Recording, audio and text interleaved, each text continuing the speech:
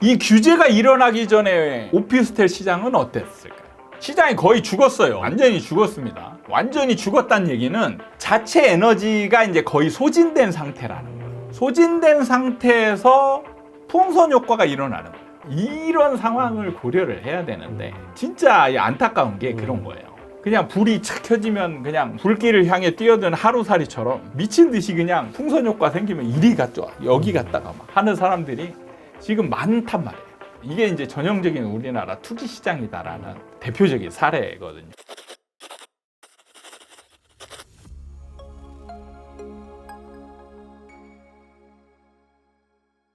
소장님, 10.15 대책 이후에 오피스텔 거래량이 폭증했다고 하는데요. 기사에서는 심지어 4개월 만에 2억이나 상승했다고 하더라고요. 그래서 이게 일시적인 과열인지 아니면 실수요가 붙은 구조적 상승인지 한번 여쭤보고 싶습니다. 제가 볼 때는 일시적인 과열로 봅니다. 그래, 다른 쪽이 투자가 안 가고 오피스텔 쪽으로. 이거는 이제 전문 용어로 뭐냐면 이것도 이제 풍선 효과예요. 풍선 효과는 크게 보면 두 가지 형태로 나타납니다. 하나는 지역적 풍선 효과가 있고 또 다른 하나는 대체제의 풍선 효과가 있습니다. 지금까지 우리가 풍선 효과에 대해서 많은 얘기를 했었는데 그거는 지역적 효과입니다. 강남을 눌렀더니 마용성이 떴더라. 서울 수도권을 묶었더니 비규제 지역이 뜨더라. 이게 이제 지역적 풍선 효과입니다. 그런 거에 대해서 이제 많이 다뤘고 이거는 뭐냐면 대체제의 풍선 효과예요. 그러니까 주택, 아파트 시장을 누르니까 이게 오피스텔로 튀어오르는 그런 풍선 효과를 말하는 겁니다. 그래서 왜 일시적이다라고 얘기하냐면 전에도 한번 지역 풍선 효과에 대해서 얘기할 때 이렇게 풍선 효과가 일어나는 지역을 사야 되냐 말아야 되냐 이런 거 얘기할 때 원래 얘네들이 에너지를 갖고 있었냐 안 갖고 있었냐가 중요한 부분이에요. 근데 이 규제가 일어나기 전에 오피스텔 시장은 어땠을까요?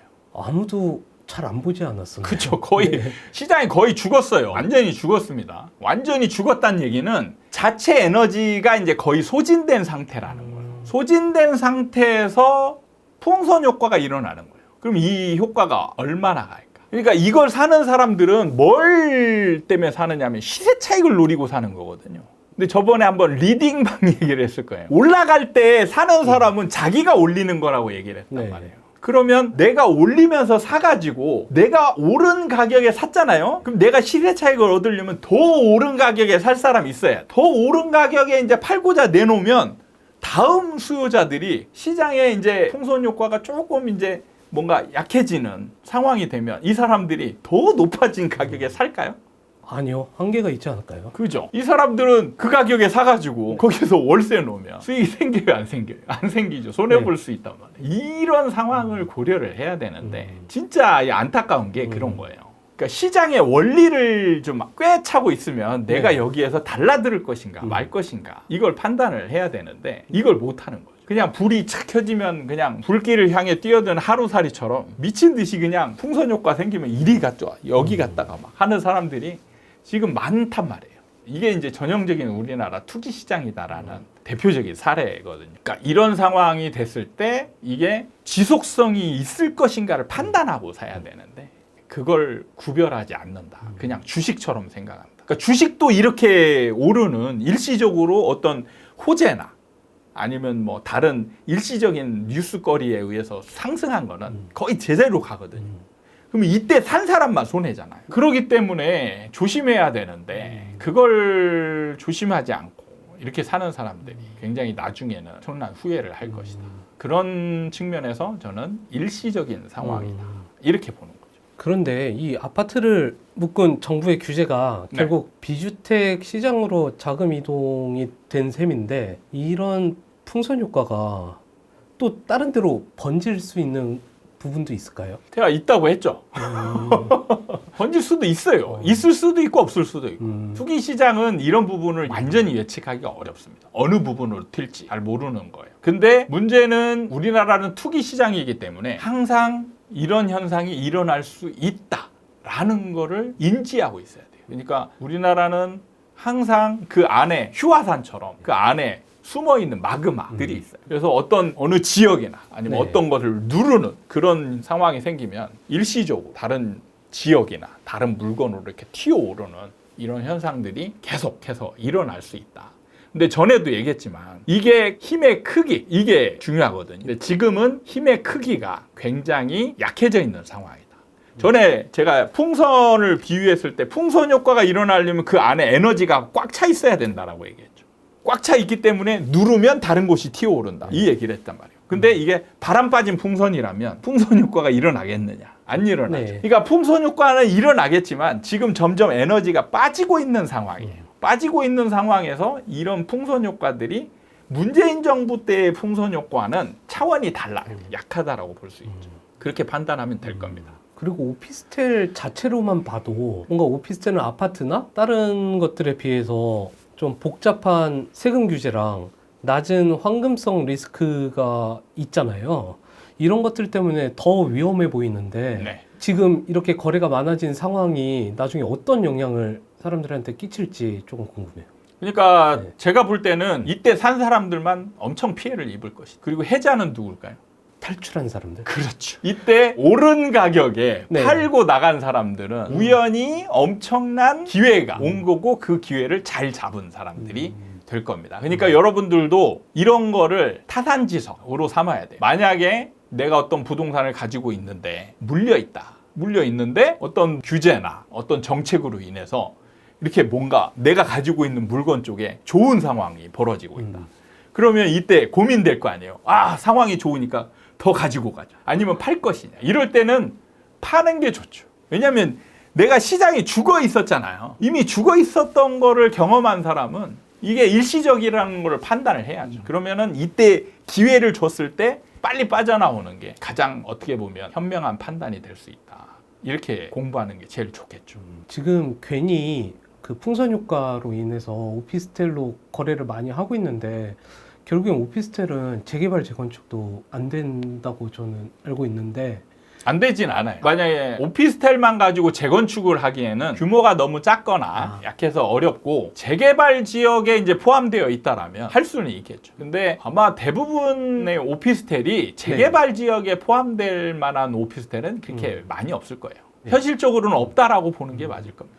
그렇다면 네. 이 오피스텔을 장기적으로 보유하는 것도 메리트가 없어 보이는데 지금 이렇게 구매한 사람들이 할 수 있는 최선의 선택은 뭐가 있을까요? 사실 없습니다. 부동산이 어려운 점은요. 물리면 빠져나오기가 어려워요. 주식하고 완전히 달라요. 그러니까 부동산에 대해서 잘 모르는 분들이 주식하고 비슷하게 생각해서 내가 좀 손해보면 그냥 팔지 뭐. 안 팔립니다. 사실 뭐 좀 싸게 팔면 팔리지 않느냐 이렇게 생각할 수 있는데 그게 굉장히 큰 오산이에요. 웬만큼 싸게 팔아서는 입질도 안 와요. 부동산하고 상의를 해봤자 내가 얼만큼 싸게 제시를 하면 팔리겠다라는 거를 부동산도 제시를 못합니다. 근데 이 범위가 사실 한정되어 있어요. 예를 들어서 뭐 반값에 판다. 팔리겠죠. 근데 파는 사람이 반값에 팔려고 하겠어요? 싸게 파는 거는 네. 어느 정도 한계가 있는 범위. 그 범위 안에서는 부동산이 봤을 때 그 범위 안에서는 택도 없어요.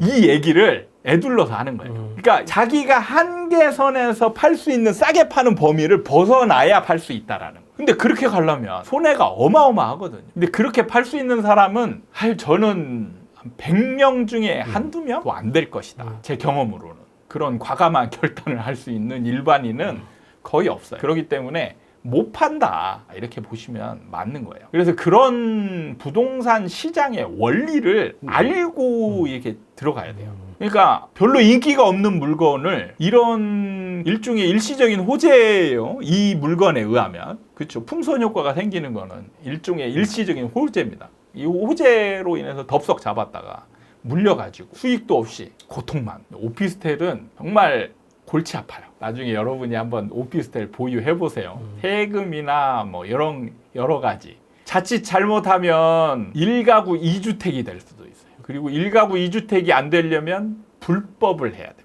근데 그게 뭔지 잘 이해가 안 가는데요. 그렇죠. 오피스텔은 하이브리드거든요. 주택이 될 수도 있고 사무실이 될 수도 있어요. 그러니까 예를 들어서 내가 주택을 하나 보유하고 있는 사람이 오피스텔을 하나 샀어요. 그럼 내가 들어가서 살 거 아니잖아, 대부분. 들어가서 살지 않는다면 임대를 놔야죠. 그러면은 내가 1가구 2주택이 안 되려면 뭘로 임대를 놔야 돼요? 사무실로 임대를 아. 놔야죠. 그러면 사무실로 임대를 놓으면 잘 나갈까요? 안 나가요? 잘 안 나가요. 진짜 안 나가요. 대부분이 우리나라 오피스텔은 주거용으로 써요. 한 90% 이상이 주거용으로 씁니다. 근데 사무실로 넣으면 나가겠어요? 안 나가요? 안 나가요. 그럼 월세를 더 낮춰야 돼요. 월세를 낮추고 주소 이전 못하게 하고 그래도 불안해요. 임차인이 그냥 주소 이전 해버리면 내가 방어가 안 되거든요. 막을 수가 없습니다. 임차인은 어떤 피해를 보지 않아요. 그러니까 임차인이 그냥 알았어요, 사무실로 임대할게요. 그리고 싸게 들어와서 주소 이전 해버려. 그러면 주소 이전 했는지 안 했는지 난 모르잖아요. 그리고 나중에 예를 들어서 내가 살던 집을 네. 팔았어. 비과세라고 생각해. 난 1주택자니까 비과세 받았다고 양도세 신고를 자진 신고하거든요. 비과세 딱 해가지고 세금 한 푼도 없이 딱 냈어. 그리고 지냅니다. 그럼 세금이 지금 나올까요, 안 나올까요? 나중에 나오지 않나요? 지금은 안 나와요. 한 3년 있다 나와. 갑자기 통지서가 툭 날라와요. 양도세 얼마, 가산세 얼마, 플러스해서 총 얼마 해가지고 갑자기 툭 튀어나와. 그래서 국세청이 알아봤더니 1가구 2주택. 나는 주택 하나밖에 안 가지고 있었는데 오피스텔이 주택으로 판정되었다. 나는 사무실로 놨는데 나중에 봤더니 이 사람이 몰래 주소 이전을 한 거죠. 그럼 1가구 2주택이 되는 거예요. 이런 식으로 굉장히 골치 아픈 일들이 벌어질 수 있기 때문에, 그리고 그걸 피해갈 수 있는 방법이 주택임대 사업자를 내거나, 주택임대 사업자 되면 또 월세를 못 올려요. 그러니까 제약이 진짜 너무 많은, 한참 집값 오를 때는 네. 전매 제한 없다, 아니면 주택 대용이 될 수도 있다 해가지고 막 활개를 치다가, 그런 것들은 근본적인 원인이 아니고 어떤 대체 수단에 의해서 일시적인 호재거리가 되는 거예요. 그런 건 금방 빠져요. 그래서 오피스텔 시장이 주택 시장보다 빨리 죽잖아요. 그러니까 이럴 때 오피스텔의 분위기에 빠져서 쉽게 접근하는 사람들은 나중에 큰 피해를 당할 수 있다. 이런 시장의 원리를 좀 잘 이해하셨으면 좋겠다. 이런 말씀 드립니다. 11.5 규제로 인해서 이번에는 풍선 효과가 오피스텔로 번지는 현상이 일어나고 있다는 주제를 가지고 영상을 다뤄봤습니다. 이럴 때 오피스텔을 사야 되냐 말아야 되느냐, 그 지침을 시장의 원리로 한번 말씀을 드렸고, 시장의 원리를 여러분들이 차근차근 치밀하게 이렇게 알아나간다면 여러분들이 전문가의 도움 없이 투자를 본인의 힘으로 적절한 대응을 할 수 있을 거다, 이런 걸 기대하면서 제가 이 영상들을 이렇게 만들어 가고 있습니다. 도움이 많이 되었으면 좋겠습니다. 앞으로도 이렇게 계속 이런 기조로 만들겠다라는 말씀 드리면서 다음에 또 좋은 영상 가지고 찾아뵙도록 하겠습니다. 감사합니다.